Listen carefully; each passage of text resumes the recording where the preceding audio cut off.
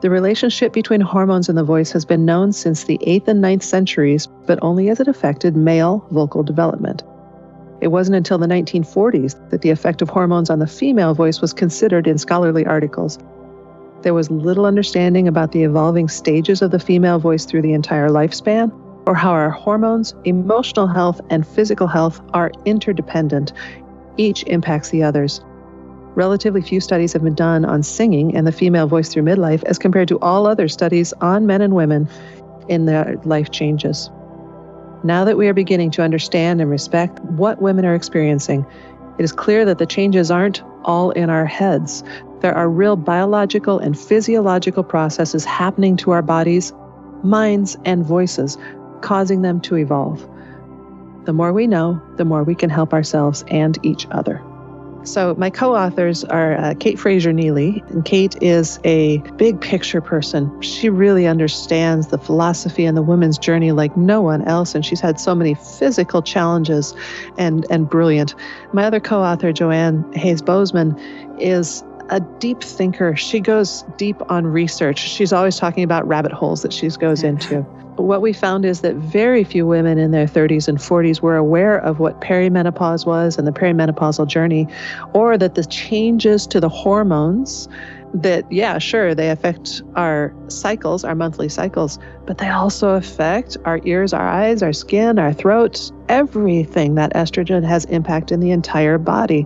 And when you run into rough situations with your body, especially 40s, do not accept self-blame.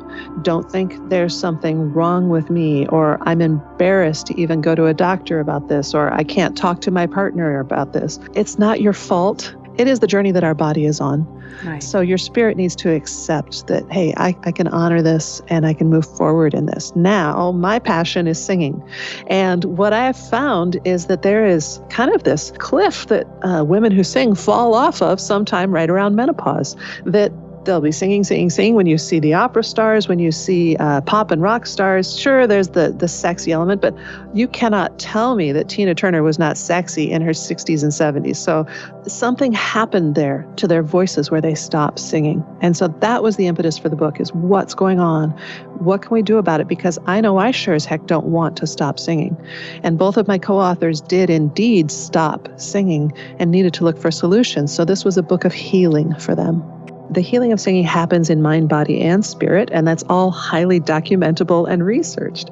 Throughout time, singing has been the most important vehicle for communication, for communities, for imagine prior to current modern times with technology, sitting around the fire or being in a worship service or in a communal service, singing together. We still see pieces of that in our culture when sporting events have singing, when political events have singing.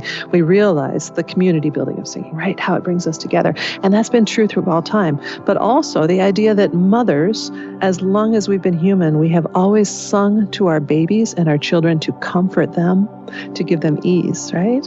And sometimes life is so exciting that you just want to burst out in song. And that's what all of Broadway is about, is bursting out in song, because things are so exciting.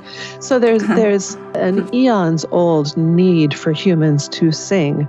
And it helps us with our parasympathetic nervous system and how our body talks to itself. But if you believe that we are vibration, that our spirit is vibration and energy, then oh my goodness, we have these two little vocal folds in our throat that right now are, in my voice, are fluctuating about 250 times per second that they're coming together. That is the essence of vibration. And if I were to close my eyes and just listen with every nerve in my body, I could feel the vibrations of my voice through my whole body. So there's that physical health healing side, right? So we've got the emotional connection, the community connection, the spirit and the body, all enhanced by singing. The concept of woman for me is not spirit, but body. From a physiological perspective, being woman means someone whose body is washed with estrogen and progesterone for a good chunk of the life. Also, not so much washed with testosterone. There's more there than I'm aware of for a physiological standpoint. But what does it mean with how the culture treats and values us as women, including women in that culture? What are we given? What gifts do we have as women that are exciting that we should appreciate and accept? But also, what has been denied us as women by men or by others? There's a lot to this complicated picture of what is a woman. I do think that women are becoming more empowered, but for me, it's not becoming more clear because I live in the world of the arts where gender is certainly not binary and can often be fluid. And just realizing that some of us may call ourselves a female, but land very close to the androgynous middle line, where others might be on the far side. And so seeing the whole spectrum of gender definitely doesn't add clarity, but it helps me see people with more grace and love.